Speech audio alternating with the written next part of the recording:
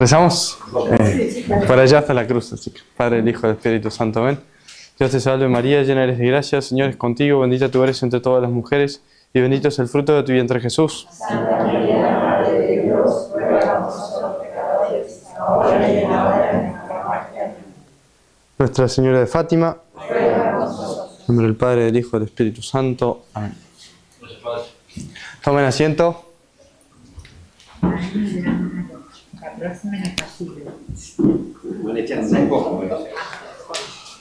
Las señoras de la feria nos van ganando cada vez más. Es como el rugby, que retrocedemos, avanzamos, ¿no? Así que, bueno, hoy nos toca ver la Corredentora punto 2. La habíamos dividido en dos partes. Pasen a la parte de la Virgen. Entonces, nos tocó ver a nuestro Señor y a la Virgen. ¿Quién era? Y ahora nos toca ver qué es lo que hace, o cuáles son, así como, sus privilegios en donde ella actúa, obra, junto con nuestro Señor. Y vamos a hacer el mismo esquemita de siempre para pararnos bien y estar mejor ubicados en la obra de Nuestra Señora. Habíamos puesto a Dios creador, crea a una persona. ¿Quién es? Muy bien. Adán, que hace una obra. ¿Qué es lo que hizo la obra? ¿Se acuerdan? El pecado original. Y con una ayuda. Eva, exactamente. Muy bien. Pero Dios en su infinita sabiduría va a revertir esta caída de la humanidad con un nuevo Adán, que es nuestro Señor. Estas cosas. Nuestro Señor, la obra que va a ser la redención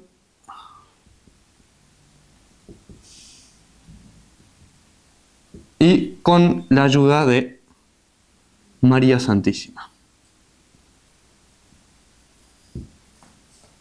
Entonces, nosotros estamos acá, con la Virgen Santísima. Nuestro Señor vino entonces para redimir a esa humanidad caída. El ejemplo que puso el Padre allá en las primeras clases era la parábola del buen samaritano. Esta humanidad caída que viene bajando por el pecado, y el buen samaritano, nuestro Señor, lo va a curar. Pero, así como Adán tenía una ayuda, nuestro Señor también. Y esa ayuda es lo que vamos a ver en parte hoy. ¿Qué es lo que hace Nuestra Señora? Habíamos visto quién era. Tenía esos dos privilegios que fundan estas acciones que vamos a ver hoy. Era inmaculada desde su concepción y era Madre de Dios, exactamente, ese privilegio de la maternidad divina. Entonces, hoy vamos a ver lo que hizo la Corredentora, Nuestra Señora Corredentora, que lo vamos a ver en dos partes. Primero la corredención en sí misma en la obra y la mediadora de todas las gracias, como la Virgen es intercesora nuestra. Y en la próxima charla, que ya no va a estar el Padre Mayol, va a estar el Padre Trejo, van a empezar un nuevo tema, que van a ser los sacramentos y la Iglesia. Así como en el estado primitivo, Adán y Eva tenían unos dones, como un blindaje, le dice el Padre, con los dones preternaturales, toda la ayuda de Dios, y un lugar, que era el paraíso.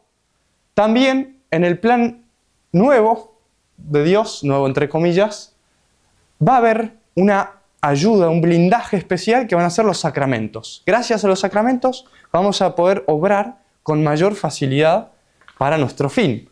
Y el lugar, el nuevo paraíso, va a ser esa iglesia, ese nuevo reino de Dios. Pero eso es lo que va a ver el Padre Trejo. Así que lo dejamos para más adelante, aunque sea muy interesante. Entonces, Dios tuvo ese plan original primero en Adán, que era Adán estaba destinado por Dios a ser el padre de toda esa creación, el rey de la creación. Era el primer hombre. Toda la creación se iba a ordenar a Dios por el hombre y por Adán en especial. Y Eva era la cooperadora en esa obra. De hecho, ellos dos debían transmitir esa vida, una vida tanto natural como sobrenatural, porque iban juntas. Transmitiendo la vida natural, se iba a transmitir también la vida sobrenatural. Y ese era el papel, la función de Adán y Eva, nuestros primeros padres. Pero pecan perdiendo todos los dones, tanto sobrenaturales como preternaturales, y queda herido. Entonces Dios le promete a Adán un redentor, ya en el primer momento, que no vendría solo. El redentor no iba a venir solo. Así como Adán no estaba solo, de hecho nuestro Señor dice, no es bueno que el hombre esté solo, y crea a Eva. Nuestro Señor no vendría solo, sino que sería miembro y cabeza de una nueva familia. Nuestro Señor va a ser cabeza de una familia. Le dijo Dios a la serpiente, pongo enemistad entre ti y la mujer, entre la serpiente y la mujer, que en un sentido primero se puede referir a Eva, justamente porque la serpiente había hecho pecar a Eva. Pongo enemistad entre ti, serpiente, y la mujer, pero se está refiriendo a María, evidentemente. Entre tu linaje, el linaje de la serpiente, y el suyo, el linaje de María. Este linaje, te aplastará la cabeza, y tú le acecharás el calcañal, el talón. Entonces, ya nuestro Señor, desde el principio, puso esa enemistad. A veces se habla mucho de la paz a toda costa, pero no es una verdadera paz. El primero que pone enemistades es Dios, entre el pecado, entre Satanás y nuestro Señor. Entre el linaje de la serpiente y el linaje de la mujer. Ese linaje de la mujer y ella te aplastarán la cabeza. Habría un nuevo hombre y una nueva mujer que van a triunfar esta vez contra la serpiente y su linaje. Porque el primer Adán y la primera Eva fueron derrotados por la serpiente, por el demonio. Pero el nuevo hombre y la nueva mujer no, van a triunfar. Y ese es el plan nuevo de Dios nuestro Señor, que, hablábamos ahí con Fernando, que no es nuevo, Dios siempre lo tuvo en cuenta. Dios crea para nuestro Señor. Entonces viene nuestro Señor, nuevo Adán, el nuevo Padre y Rey de la creación, así como Adán antes, ahora es nuestro Señor, junto con esa cooperadora, María Santísima, la nueva Eva. Y vimos la clase pasada, esos privilegios de María, la Inmaculada Concepción y la maternidad divina. Y ahí el Padre, avanzando en el libro, dice que esa maternidad divina, que María sea Madre de Dios, tiene dos consecuencias. Porque María es Madre de Dios, vamos a ver cuáles son esas consecuencias en ella, en María Santísima. Dice el Padre, en primer lugar, María había sido creada cuando en la Inmaculada Concepción fue justamente concebida sin pecado, ¿sí? Que ya estaba llena de gracia, era llena de gracia. Pero, dice el Padre, por ser Madre de Dios, y esa es la primera consecuencia, María Santísima va a tener una nueva plenitud de gracia. Ella ya era llena de gracia por su Inmaculada Concepción, pero cuando dice su fiat, su hágase tu voluntad, cuando Dios mismo, el Verbo, viene a su seno purísimo, es como que hace un salto y tiene una nueva plenitud de gracia, mucho mayor porque ya es una unión a nuestro Señor, unida a esa unión hipostática que habíamos visto la otra vez. Entonces, María Santísima tiene una nueva plenitud de gracia.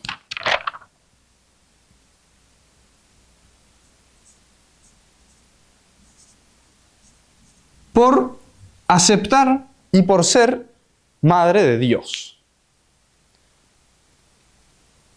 En el mismo momento del fiat. Ya María era llena de gracia por su inmaculada concepción, pero al momento de la encarnación del Verbo, en su seno purísimo, fue elevada a una condición muy superior a la que tenía. Ya era una condición única. Era la única criatura pura, sin pecado. Ya tenía una condición elevadísima. Pero por ser Madre de Dios, es elevada a una condición muy superior a la que tenía, recibiendo esa nueva plenitud de gracia, correspondiente al oficio que iba a tener, ser Madre de Dios, porque no es poca cosa. Entonces, esa es la primera consecuencia de la maternidad divina. Vamos a poner acá maternidad.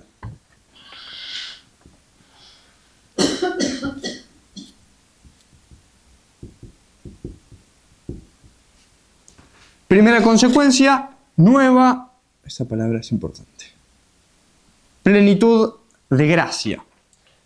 Y, porque es Madre de Dios, tiene esa elevación a un estado superior. Y la segunda consecuencia, que es lo que nos interesa hoy, es la condición de cooperadora del Redentor. Entonces, María, cuando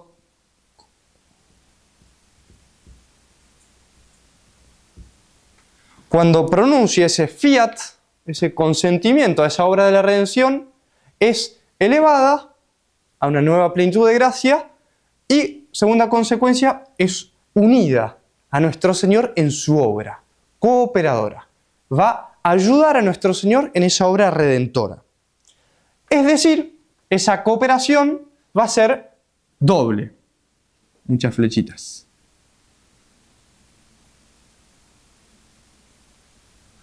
Que ya las dijimos. La primera... Usted, Alberto. La corredención. Muy bien.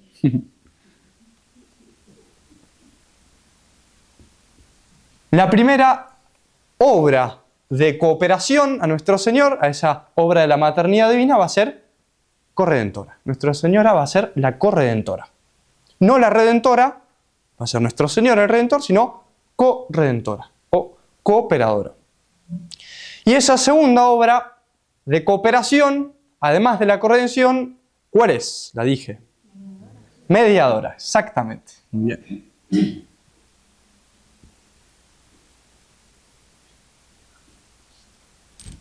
Mediadora.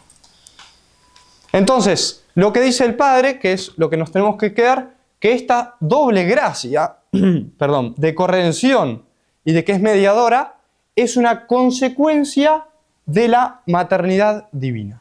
Porque la Virgen Santísima es Madre de Dios, por eso va a cooperar. ¿De qué modo? Redimiendo junto a nuestro Señor y siendo mediadora junto a nuestro Señor, cooperando a esa obra. Entonces, eso es lo que vamos a ver hoy, en dos puntos: la corredención y el papel de mediadora de todas las gracias. Y para eso, como la clase pasada, voy a agarrar dos figuras de la Virgen Santísima del Antiguo Testamento. Repito, la figura nos ayuda a ver algún aspecto. Ojo, porque la figura no es algo igual a lo que está figurando. No es la misma realidad, no. Va a figurar algunas cosas, algunos aspectos bastante profundos, en general, dependiendo de la figura. Hay figuras que son mucho más perfectas, otras no tanto. La clase pasada vimos algunos objetos o cosas. Son figuras válidas, pero en general las personas figuran mejor a otra persona. Como corredención vamos a ver la figura de una mujer del Antiguo Testamento. A ver si alguien se anima a decir algún nombre o señalo con el dedo. Judith y Esther. Muy bien, estaban afiladísimas. Judith y Esther. Muy bien. Entonces vamos a ver brevemente la historia de Judith y cómo vamos a aplicarla a esa corredención de María, y después Esther aplicarla como figura a la Virgen Santísima como mediadora de todas las gracias.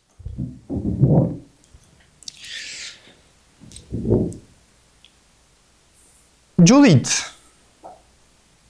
primero, figura de Nuestra Señora Corredentora. La historia de Judith empieza allá en el Antiguo Testamento, en la época en que los judíos volvían el cautiverio, la cautividad de Babilonia. Volvían a su pueblo en Judea, en Jerusalén, pero un rey que se llamaba Nabucodonosor, conocido, empieza su imperio a crecer enormemente, tenía mucho poder, tenía muchos ejércitos, pero también era muy orgulloso este rey de la antigüedad, tan orgulloso que pretendía que lo adoren a él como Dios, quería tener esos honores de Dios, y para eso empieza a conquistar, someter todas las tierras colindantes de su reino hasta llegar a todo lo que es la Galilea. Incluso llegó hasta Egipto, conquistando todas esas tierras, sometiéndolas por su orgullo, para que sea adorado como Dios. Y para eso va a unir a sus generales y va a elegir a uno entre ellos que era muy capaz, ¿cómo se llamaba? Holofernes, exactamente. Holofernes era este general que Nabucodonosor elige para esta conquista de todas las tierras. Y Holofernes empieza esa expedición, tenía un ejército enorme para esa época, miles y miles de hombres de caballería, infantería, y empieza a conquistar las tierras, y a donde fuera tenía victorias. Nadie osaba resistirle, porque realmente era un ejército muy poderoso. Es más, muchos pueblos se sometían, se aliaban, viendo que no podían resistirle, se sometían como esclavos y se aliaban con él. Y aquellos pueblos que resistían este embate del ejército de Holofernes, los masacraban. Realmente muchos pueblos actúan cobardemente, haciéndose esclavos, no quedándose enemigos de este rey, sino se hacían esclavos sometidos al imperio de Holofernes, del rey de los asirios, Nabucodonosor. Pero los judíos, ellos, importante ese dato, volvían de la cautividad. De hecho, Dios en el Antiguo Testamento se ve bien claro que los judíos, cuando se portaban mal, cuando pecaban, Dios los castigaba con una plaga, con guerras. El caso de la cautividad, se portaron mal, los llevaron cautivos como nación, y en este momento volvían de la cautividad y mantenían la fe, mantenían esa vida, podemos decir, cristiana, vivían la ley, eran buenos judíos, por eso estaban tranquilos.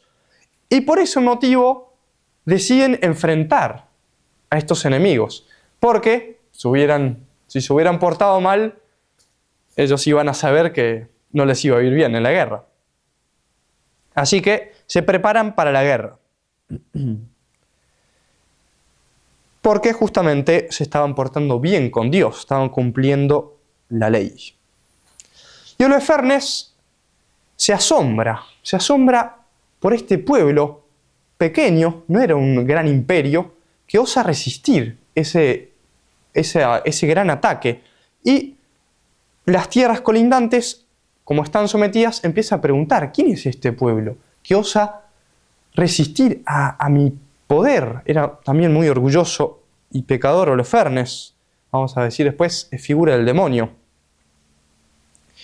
Y le pregunta a un personaje llamado Achior, no sé cómo se dice, que era cercano al pueblo judío. Y Achior le da un discurso al rey, a Holofernes, el general del rey de los asirios, contándole la historia del pueblo judío, cómo este pueblo fue elegido por Dios de Caldea, después fue a Egipto, después los patriarcas, después cómo Dios los saca con milagros, y le cuenta un poco en resumen la historia del pueblo judío, cómo cada vez que pecaban eran sometidos o perdían la guerra o Dios los castigaba. Pero cuando se portaban bien, cumplían la ley, Dios los bendecía y los protegía. Entonces, Achior le dice a Holofernes, cuidado, porque ahora los judíos vienen de una cautividad, se están portando bien, no adoran a dioses falsos, adoran solo a su Dios. Como consejo, no los ataques. Y el pueblo judío era pequeño. Por supuesto, Holofernes, muy orgulloso, le dice, ¿qué Dios hay sino mi rey? Porque él venía justamente a que todo el mundo adore a Nabucodonosor, rey de los asirios. Nadie me frenará. Es más, él se enoja a Holofernes, no lo mata porque eran nobles, estaba como mensajero, como enviado de estos pueblos, pero le dice, te voy a mandar con los judíos, para que cuando yo los ataque y los mate, te voy a matar a vos también. Y para que sepas que mi poder nadie le puede resistir. Entonces, este Achior va al pueblo, los judíos, y la historia de Judith se basa en un pueblo, en unas montañas de Judea. El pueblo se llamaba Betulia, que estaba sobre las montañas, digamos, un poco más metido, como una Mendoza más sobre la precordillera. Y de ahí tenían una situación estratégica, porque el pueblo era difícil de acceso del lado de los enemigos y podían ganar fácilmente una batalla, 1 contra 10. Pero Holofernes se hace aconsejar con los reyesuelos de ese lugar y le dicen que asedie esta ciudad, que la asedie porque si iban a la batalla iban a perder muchos hombres. Quizás le ganaba a este pueblo de Betulia, pero iba a perder muchos de sus hombres, asirios. Betulia era como el primer pueblo judío, bastión judío, y para atrás estaba Jerusalén. Entonces la asedian y están algunos días asediándola, algunas semanas, y empieza a escasear el agua. De hecho, cortan las fuentes de ese pueblo y empiezan a tener sed, a no tener alimentos. Y el pueblo judío se rebela. Viendo que estaban sufriendo, se rebela contra sus sacerdotes, contra la jerarquía del pueblo judío, diciéndole, ¿cómo puede ser que estamos portándonos bien y nos viene un castigo de Dios? Mejor será que nos sometamos a estos pueblos, vivir como esclavos, que morir en la guerra o morir de hambre, ver morir a nuestros hijos, a nuestros niños. Y los sacerdotes, intimados por el pueblo, le dicen, bueno, en 5 días vamos a responderles, si Dios no nos ayuda en 5 días, vamos y nos entregamos, como esclavos. Probablemente los iban a matar. Dentro de 5 días, a ver si Dios nos ayuda, si no, nos entregamos. Y ahí es cuando entra esta heroína, Judith. Escucha, ella era una viuda, joven, tendría 30, 40 años, viuda de un judío muy rico, Manasés, y le había dejado mucha herencia, eran muy, muy ricas, con siervos, criados. Y ella quedó viuda, mantuvo su viudez muy honrosa y era tenida por perfecta, por virtuosa. Y Judith va ante estos sacerdotes, los la jerarquía del pueblo y les pregunta, ¿por qué están tentando a Dios? ¿Cómo puede ser que le ponen una fecha dentro de 5 días si Dios no nos ayuda? Y los reta. Es hermoso el discurso que les hace Judith a los sacerdotes. ¿Acaso Él no puede liberarnos como si nada? ¿Cómo puede ser? Dios es poderoso. ¿Por qué le estamos obligando a que nos ayude? No irritéis a Dios. De nada serviría que nos sometamos si rompemos la ley de Dios. Los judíos sabían que si se sometían, iban tarde o temprano a caer en el pecado, adorando a Nabucodonosor, por ejemplo. Y Judith les dice, habla sobre la cruz de los buenos. Nosotros sí conservamos la ley de Dios, pero Dios nos prueba y da ejemplos del Antiguo Testamento. Como no solo por el castigo Dios, por la infidelidad Dios castiga, sino también a los buenos los prueba con las cruces. Nos está probando como nuestros padres, le dice Judith a los sacerdotes. Pero, le dice ahí, tengo un plan, déjenme probar. Y no les dice qué plan tenía Judith. Y vuelve a su casa. Ahí hace una hermosa oración a Dios nuestro Señor, pidiéndole su luz y su fuerza por ese plan que ya tenía en su mente, hablando de Dios como defensor de los humildes. Ahí compara mucho la humildad del pueblo judío contra el orgullo de Holofernes. Amparo de los pequeños, refugio de los desamparados y salvador de los que tienen esperanza. Dame esa fuerza que necesito a mí, viuda. Y allí Judith, ella siempre había mantenido un vestido de luto por su viudez, pero se atavía, se viste con los ropajes más hermosos que tenía, se pinta, eso sabrán las mujeres, se pone bonita y se dirige con una sierva al campo asirio. Cuando está saliendo de la ciudad, los guardianes judíos se quedan asombrados de verla tan bella, realmente era muy atractiva, y le dejan abrir la puerta porque ya los sacerdotes le habían dicho a estos guardias que la dejen salir. Y allí, cuando ella sale de esta Betulia, de la ciudad fortificada, baja, y cuando está acercándose al campamento asirio, la capturan unos soldados que estaban de guardia y también se quedan asombrados de esta belleza, de esta judía, y la respetan, no le hacen nada, y ella les dice que quiere ver al jefe, a Holofernes, al general del ejército. Y estos soldados la llevan al campamento asirio y allí es presentada Judith ante Holofernes y todos sus segundos, sus generales, los grandes del ejército. Y allí ella se postra en tierra, en señal de reverencia ante este general, pero Holofernes, viendo que era muy bonita, la levanta, le dice que no tenía que postrarse, y ya como que Holofernes se ablanda, tan orgulloso y malo que era. Y le dice a Judith, a Holofernes, que el pueblo judío había pecado. En parte tenía razón porque se había rebelado, ¿no?, contra los sacerdotes. Y le dice que había pecado y por eso Dios iba a abandonar la ayuda a los judíos. Le dice lo que le dijo Achior, este general que le había dicho cómo Dios protegía al pueblo judío, es verdad, es cierto. Era valiente, porque Achior le había dicho eso a Holofernes y le había ido mal. Judith se lo dice, pero le dice que el pueblo judío había pecado. Entonces, que ella le iba a mostrar un camino para subir a Betulia y conquistar esta ciudad. Y le pide permiso a Holofernes para hacer oración.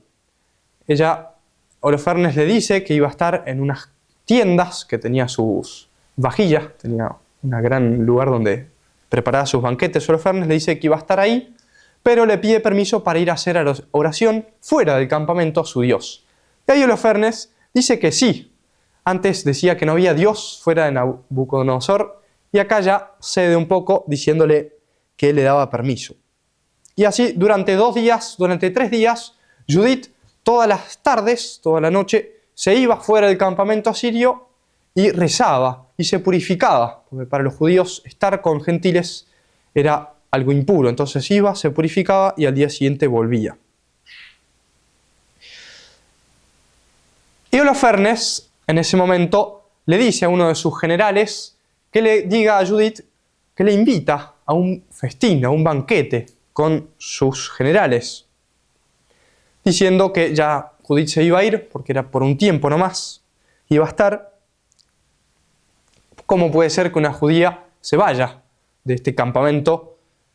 Entonces Holofernes le invita a un banquete esa noche. Y Judith se atavía también de esos, se pone bonita otra vez y va al banquete. Y allí en el banquete Holofernes estaba tan contento de esas que había aceptado Judith que se emborracha, que empieza a tomar mucho vino. Por eso no hay que tomar mucho vino.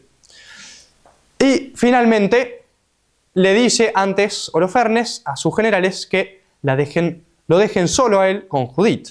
Y por eso el encargado de las tiendas retira a todo el mundo y queda Holofernes borracho, tendido en su cama, y Judith. Y ahí Judith reza, hace una oración muy bonita también, pidiéndole a Dios que le dé fuerza.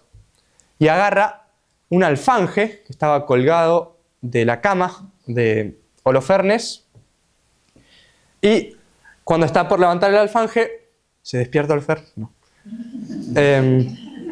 Le pide a Dios esa fuerza para poder matarlo. Y le corta la cabeza con 2 golpes, dice la Sagrada Escritura.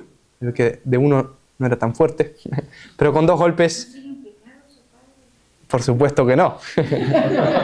Estaba mandada por Dios. Entonces le corta la cabeza a Holofernes y toma la cabeza, se la da a su criada, que la llama, tenían como un zurrón, unas valijitas, y salen del campamento tranquilamente. Los asirios las dejan ir como todas las noches, hacían eso. Y allí rápidamente Judith vuelve a Betulia, a la ciudad de los judíos, y pide que le abran la puerta. Le abren la puerta reconociéndola a Judith y va a donde estaban los sacerdotes, la jerarquía del pueblo, y les muestra la cabeza de Holofernes, como ella le había cortado la cabeza a este general tan temido que todo el mundo le tenía miedo. Y vuelve triunfante a la ciudad. Y al día siguiente, les dice Judith a los soldados judíos, a los sacerdotes, a los jefes, ataquen el campamento asirio a la mañana. Y dan cartas durante esa noche a los otros pueblos de las montañas, y al día siguiente atacan y cuelgan la cabeza de Holofernes adelante de la ciudad y atacan el campamento asirio. Pero Judith les dijo, atáquenlo, simulen atacarlo, no vayan directamente al campamento. Y es así como al día siguiente los asirios ven que los judíos lo están atacando y van a despertar a Holofernes, a su carpa, y el general encargado, que era el segundo de Holofernes, entra y lo ve muerto. Entonces ahí empieza a rasgarse los vestidos, es señal de luto en la antigüedad. Y todo el ejército asirio se entera que ya no tienen a su capitán y les agarra miedo, empiezan a temer, y más con el ataque de los judíos, que los escuchaban venir. Entonces empiezan a huir, así con pánico, a huir desesperados, y todos los judíos, las aldeas y pueblos judíos que estaban ahí, los empiezan a perseguir, matándolos a todos. No sé si a todos, pero a muchísimos de los asirios. Y así es como el pueblo judío logra esa victoria gracias a Judith.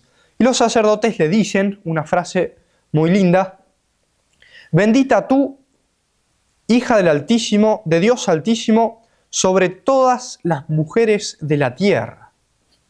Y bendito el Señor Dios, que creó los cielos y la tierra, y te ha dirigido hasta aplastar la cabeza del jefe de nuestros enemigos. Una frase que uno la lee ahora y rápidamente la aplica, pero era una frase que fue escrita en la antigüedad, en el Antiguo Testamento. Bendita tú, hija de Dios Altísimo, sobre todas las mujeres de la tierra. Bendito el Señor Dios que creó los cielos y la tierra y te ha dirigido hasta aplastar la cabeza. En el Génesis decía, ipsa conteret caput, aplastará la cabeza de la serpiente, hasta aplastar la cabeza del jefe de nuestros enemigos. Esa es la figura del Antiguo Testamento de Judith. Muy bella, se los aconsejo que lo lean, si no lo han hecho, y si lo han hecho, releerlo porque es muy bonita la historia. Judith, el libro de Judith. Exacto. Hay libros cortitos del Antiguo Testamento, está Judith, Esther, Job también. Entonces, tenemos en Judith una mujer que era viuda, era virtuosa, seguía viuda y pura, virtuosa, no se contamina con el pecado. Cuando ella va al campamento asirio, todos los días se retira para purificarse, no se contamina con los asirios y aplasta, le corta con el alfanje la cabeza del enemigo, de los Fernes, figura del demonio, y alcanza la victoria para su pueblo. No es muy difícil la aplicación de Judith a María Santísima. María Santísima es la mujer, por excelencia, la mujer pura, sin mancha, sin mezcla de pecado. Y derrota al enemigo, no con un alfanje, sino por la cruz. Es nuestro Señor junto a María. Junto con nuestro Señor, ella derrota al enemigo. Por eso es la nueva Eva, es esa cooperadora del nuevo Adán. Así como Eva cooperó para el mal, María coopera en el bien, derrotando al enemigo. Y no solo coopera la Virgen Santísima, sino también co-redime. Importante esa palabra. La redención es de nuestro Señor. Nuestro Señor es el Redentor. Y ella co-redime, ella nos redime también, junto con nuestro Señor. Ella tiene que dar el consentimiento para que el Verbo se encarne. Y el Padre Calderón demuestra esa corredención porque ella dio ese consentimiento. Si ella no hubiera dado su fiat, nuestro Señor no venía a redimirnos. Ella tuvo que aceptar esa redención. Consintió en que el Verbo se encarne. Ella empuja, por así decir, a nuestro Señor a iniciar esa obra corredentora. ¿Cuándo? Fernando. En la boda. En la boda de Caná. Muy bien. Perfecto. Hacer su primer milagro. Ese primer milagro que va a empezar a brillar. Nuestro Señor es la luz. Empieza con los milagros a brillar y las tinieblas no van a aceptar esa luz. Van a empezar a atacarla. Y nuestro Señor y Nuestra Señora lo sabían. Sabían que ese iniciar los milagros terminaba en la cruz. Y ella lo empuja a nuestro Señor a hacer ese primer milagro. Y a ella le pertenece entregarlo o no a la cruz. ¿Por qué? Porque era su madre. Eso es muy bonito, el Padre lo demuestra ahí, yo no entro tanto. Ella era su madre, dice el Padre, tenía como un derecho, tiene un derecho con su hijo. Los padres, en especial la mamá, un derecho con el hijo. Y ella podía decir que no, pero era generosa, sabía que tenían otros hijos, todos nosotros, que había que salvar. A ella le pertenecía entregarlo o no a la cruz, era su madre. Y da el ejemplo ahí el Padre de Abraham e Isaac. Abraham, Dios le pide que sacrifique a su hijo Isaac. Pero Isaac, algunos quizás teníamos la idea errada de que Isaac era un niñito, que no tenía quizás uso de razón, pero no, Isaac ya era adulto. De hecho, dice la Escritura que sube el haz de leña donde lo iba a sacrificar Abraham. O sea, era fuerte. Por lo tanto, tenía uso de razón, era un joven. Podía perfectamente rebelarse ante su padre. ¿Cómo puede ser que Abraham lo matase? Pero Isaac acepta ese sacrificio. María también, ella permite los sacrificadores. Nuestro Señor mismo es sacerdote y víctima, Él se ofrece, pero María acepta, permite que su hijo sea entregado al sacrificio. Ella estará al pie de la cruz consumando el sacrificio en su oficio de corredentora. Ella también nos redime, es corredentora. Como mujer no le correspondía ese oficio sacerdotal. Estaba desde la antigüedad, desde Adán, después los patriarcas siempre eran los hombres los que Dios elegía como sacerdotes, que ofrecían los sacrificios a Dios. A ella no le correspondía ese oficio, como por ejemplo a Abraham sí, que debía inmolar con esa propia mano a Isaac, pero como madre tenía ese derecho y nadie se lo podía quitar a ese derecho de vida a su hijo sin su consentimiento. Y ella consiente. Ella permite el sacrificio de su hijo. No como sacerdote, pero sí con ese derecho de madre que tenía con él, con nuestro Señor. Por eso, ella se sacrifica también. Me imagino que las madres a veces les cuesta que sus hijos se vayan lejos. Hijos buenos, por supuesto, a veces si salen díscolos, bueno, que se vaya. Pero no, la María Santísima amaba, como ninguna madre amó a su hijo. Era un sacrificio ofrecerlo a la muerte. Es corredentora. María Santísima, prefigurada por Judith. Y ahora vamos a ver la segunda figura del Antiguo Testamento, Esther. Es otra heroína. Empieza esta historia de la antigüedad, como el pueblo judío estaba en la cautividad, estaba en Babilonia, estaba no en Babilonia en la ciudad, pero sí no estaban en Jerusalén, en el pueblo judío, y hay un personaje judío que se llama Mardoqueo, el cual él era una persona importante en este pueblo judío y había adoptado a Esther, porque sus padres habían muerto de chiquitita ella, entonces la había cuidado, como si fuera un tío. Y Asuero es el rey de ese pueblo en Babilonia, que no era en Babilonia, era en otra ciudad, se me escapó el nombre, Susa creo que se llamaba. Asuero era el rey asirio, el cual tenía a los judíos en cautividad, pero no era una cautividad así como esclavos, sino que muchas veces, como eran familias inteligentes, importantes, buenas, las ponían en distintos puestos en la sociedad asiria. De hecho, este rey Asuero tiene dos eunucos, eran como dos siervos, pero más que siervos, eran como generales, gente políticos muy cercanos al rey, que deciden matar, hacer como un golpe de estado, matándolo a Asuero. Y Mardoqueo tiene un sueño, y Dios le dice, como que le hace saber, que estos dos personajes, en el cual él, Mardoqueo, estaba sirviendo en esa casa de estos dos importantes, van a atacar y matar al rey Asuero. Y le avisa al rey, diciéndole que lo iban a matar.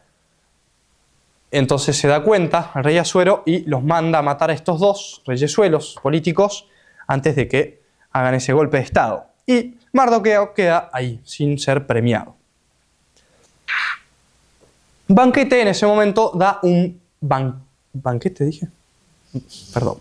Asuero, el rey, da un banquete, invitando a los grandes de su reino.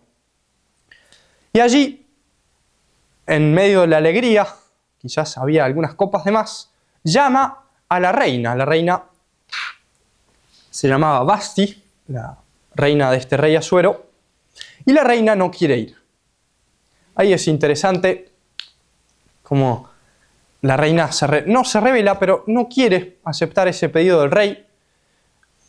Y el rey se da cuenta el problema que significaba eso. De hecho, ahí lo dice en la escritura. Dice, los consejeros le dicen al rey, si usted permite que la reina se oponga al mandato del rey, de su esposo, todo el reino, todas las mujeres del reino van a imitarla. Y va a haber un desorden en la sociedad, porque las esposas no van a honrar a sus maridos, no los van a obedecer. Así dice la Sagrada Escritura, muy lindo. Entonces el rey decide dejar a Vasti como reina, ya no la quiere más, y va a elegir una nueva reina. Y hace en todo su reino una búsqueda de mujeres jóvenes, vírgenes, para que él elija una de ellas. Y Evidentemente va a ser, después de mucha búsqueda, reunían a estas jóvenes en casas de los segundos y allí las preparaban, estaban varios meses y las presentaban finalmente ante el rey. Y el rey decía no, no o sí. Y elegía a una de ellas que más le agrade. Y Esther, esta joven judía que estaba en ese reino, es elegida por el rey Asuero. Acá Asuero va a tener el papel bueno, no como Holofernes, que era el demonio. Acá va a ser, en parte, figura de Dios. Y elige a Esther como reina de Asuero, de este reino de los asirios. Pero había un favorito del rey que se llamaba Amán, que era sirio, y no era judío, de hecho estaba enemistado con los judíos porque Mardoqueo, este tutor de Esther, no lo respetaba, no lo honraba a este Amán. De hecho, Amán tenía un privilegio del rey que todos los siervos del rey tenían que doblar la rodilla ante él, ante este favorito, ante Amán. Amán sí iba a ser figura del demonio, malo. Pero Mardoqueo no se inclinaba ante Amán. Por eso vean que Mardoqueo, este judío, estaba metido en el reino, en la dirección del reino. Y Amán empieza a odiarlo a este Mardoqueo. Y averigua de dónde es, se entera que es judío y empieza a odiar a todos los judíos también por este hombre. Y allí Amán le va a hablar al rey Asuero, disponiéndolo mal contra el pueblo judío, logrando al final al rey diciéndole: este pueblo va en contra, es como un reino dentro del reino, va en contra a su majestad, no cumple las leyes de usted, rey, así que hay que matarlos, hay que atacarlos, hay que exterminarlos. Y logra que el rey haga un edicto, una carta, en contra de los judíos, que para tal fecha, dentro de un tiempo cortito, los iban a atacar. En todo el reino donde estén los judíos, los asirios tenían la orden de atacar y matar a los judíos, a todos, cualquiera sea. Y hacer rapiña, tomar posesiones de todas las riquezas de los judíos. Que como judíos no creo que sean pocas. Entonces los judíos, el pueblo judío, empieza a rezar a Dios, se consterna, se entristece, empieza a vestirse de luto, de saco y cilicio, para pedir a Dios que los proteja. Mardoqueo le hace saber a Esther este edicto. Esther, la reina, como que estaba medio aparte de la dirección del rey, pero le hace saber y le pide que interceda ante el rey. Ella, reina, que vaya al rey y le pida que no se aplique ese edicto para matar a todo el pueblo judío.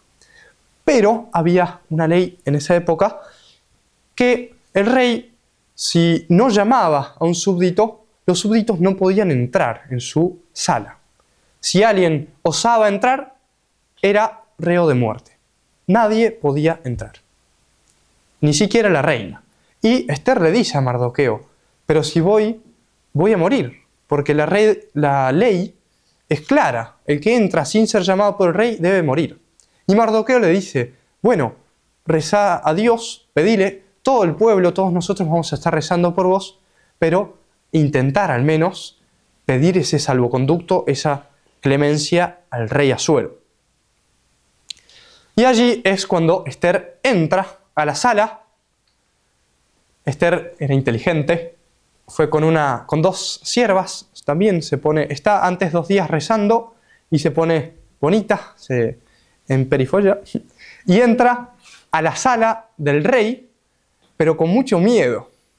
Y cuando el rey la mira, indignado, con ira, porque vio que había roto esa ley, en ese momento Esther pone cara así de pena y se desmaya.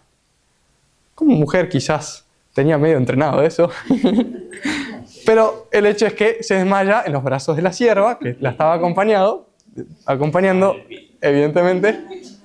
Pero ahí el rey, claro, al ver cómo a esa reina que tanto quería, que él la había elegido, se compadece y la toma en sus brazos la despierta y le dice qué es lo que quería, por qué había entrado, qué es lo que necesitaba, que le había hecho infringir esa ley.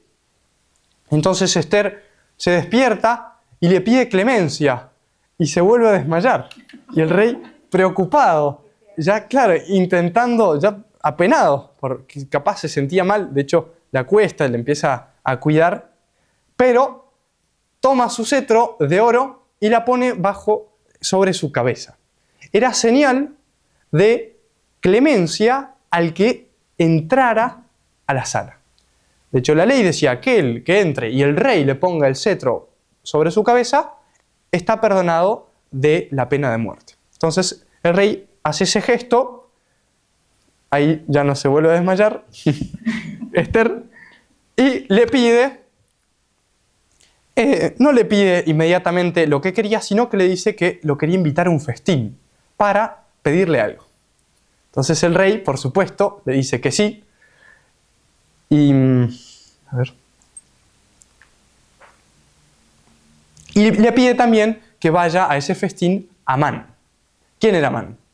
Ya se olvidaron. El malo, exactamente. No era el bueno, era el malo.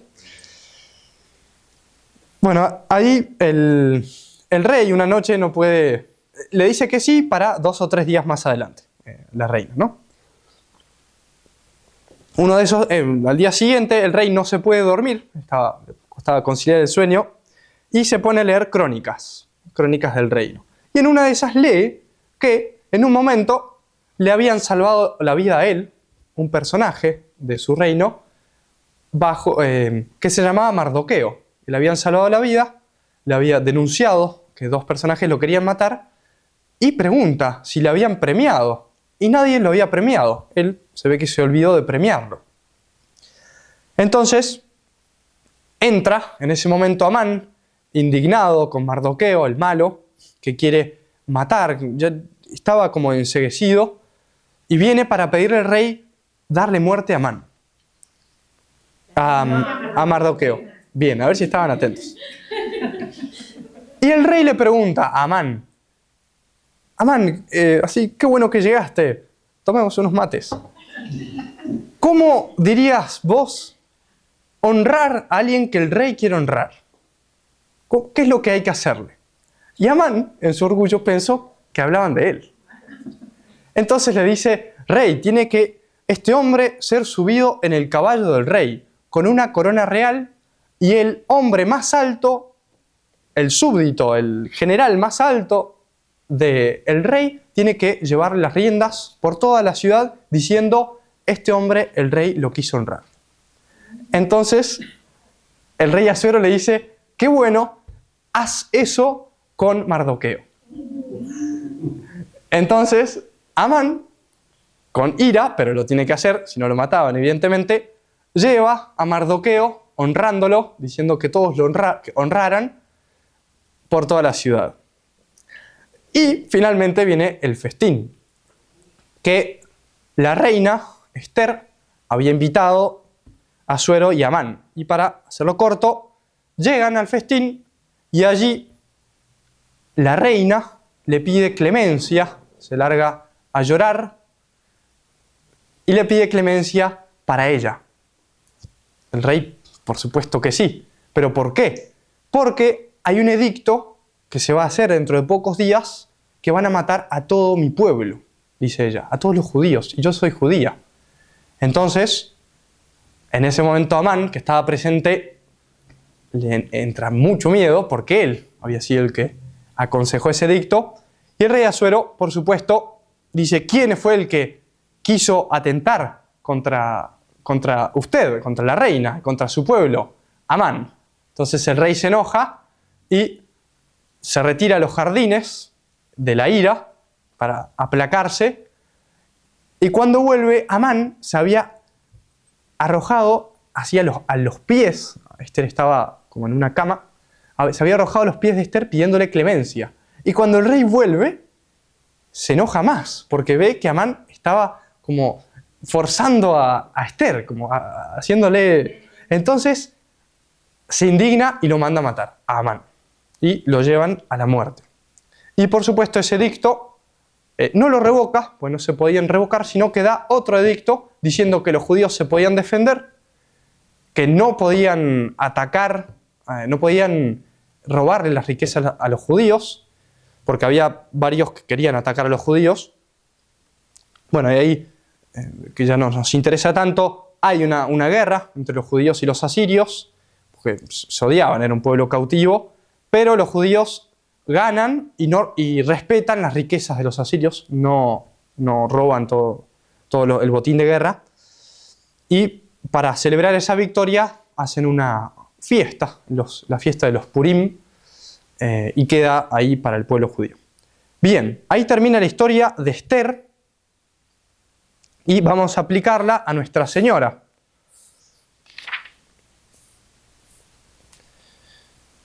Esther es figura entonces de María Santísima, muy bonita.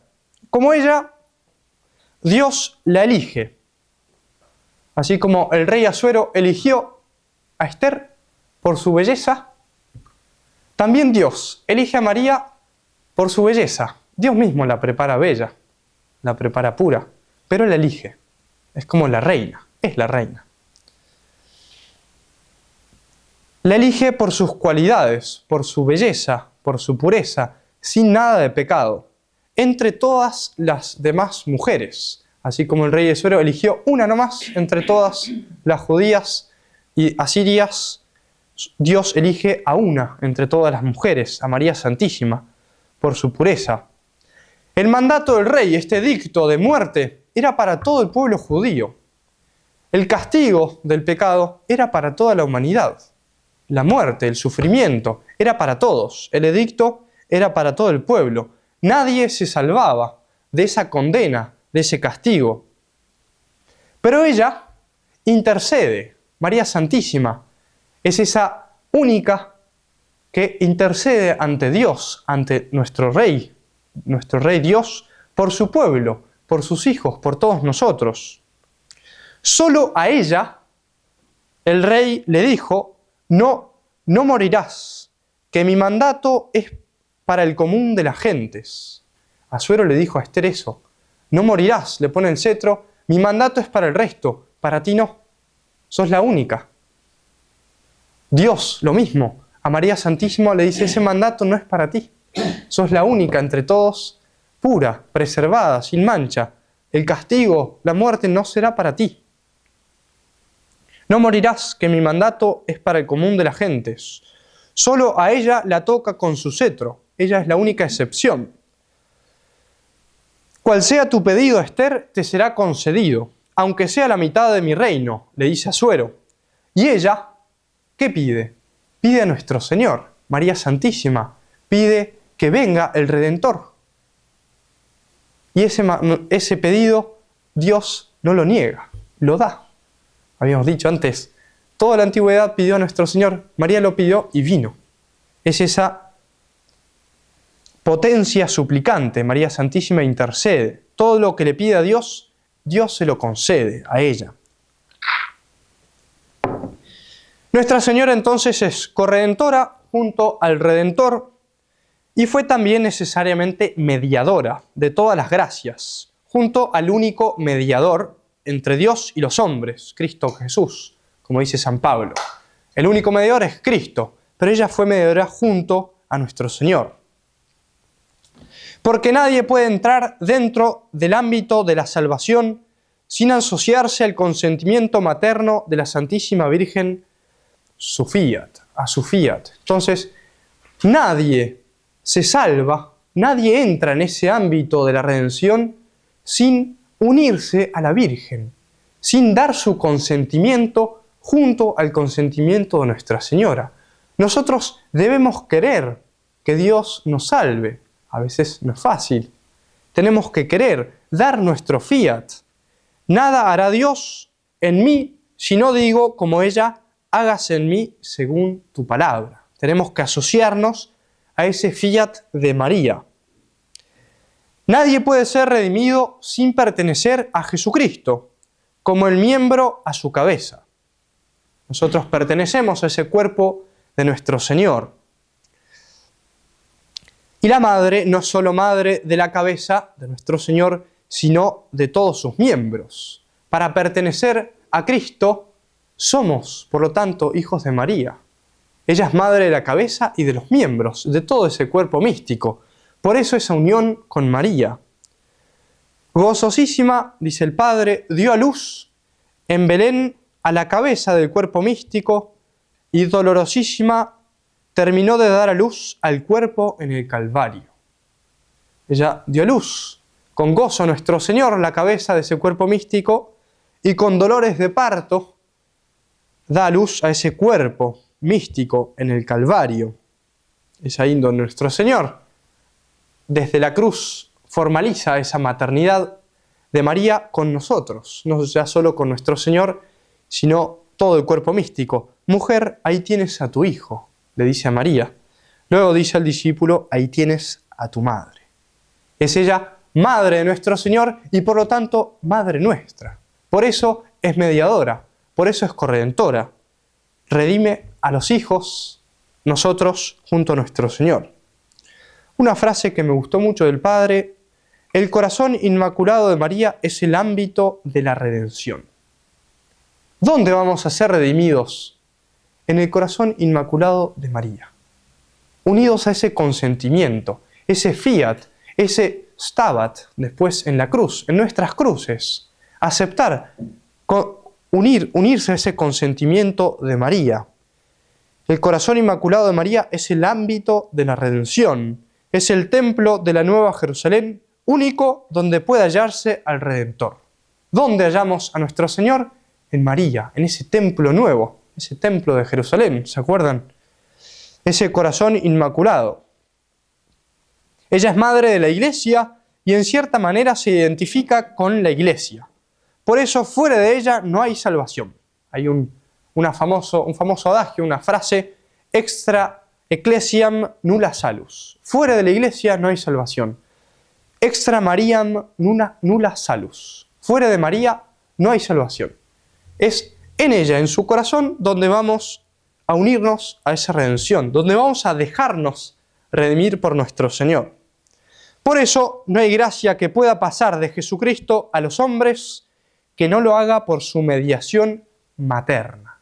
Todas las gracias de nuestro Señor que nos merecen la cruz nos vienen a través de María. Ella es la mediadora universal. Todas las gracias nos vienen a través de ella. Así terminamos esta parte de Nuestra Señora, la Virgen María, como corredentora y mediadora. No sé si alguno tiene alguna pregunta. Yo una muy simple. No hay gracia que vengan directo a nuestro Señor. ¿Perdón? No hay gracia que venga directo a nuestro Señor. Todas pasan por nuestro Señor. Él podría, pero quiso que todas pasen por María. Todas las gracias. De hecho, esa obra de dar a luz es Nuestra Señora, que nos da luz en la cruz, y también la obra de la santificación, de ese crecimiento nuestro de las almas, lo hace por Nuestra Señora. Esa obra de la santificación, que se le atribuye al Espíritu Santo, lo hace por María. Todas las gracias vienen por ella. Todas. Porque Dios así lo quiso. Lo quiso en el fiat. En el fiat. Exactamente, ahí Nuestra Señora lo quiso. Pero el fiat, podemos decir, es gozoso. Después está el stabat. Nuestra Señora en el fiat ya veía ese estar en la cruz. Ese engendrarnos a nosotros, que le damos bastantes dolores de cabeza, pobrecita. Rezamos. En nombre del Padre, del Hijo, del Espíritu Santo. Amén. Gloria al Padre, del Hijo, del Espíritu Santo. Nuestra Señora de Fátima. En nombre del Padre, del Hijo, del Espíritu Santo. Amén.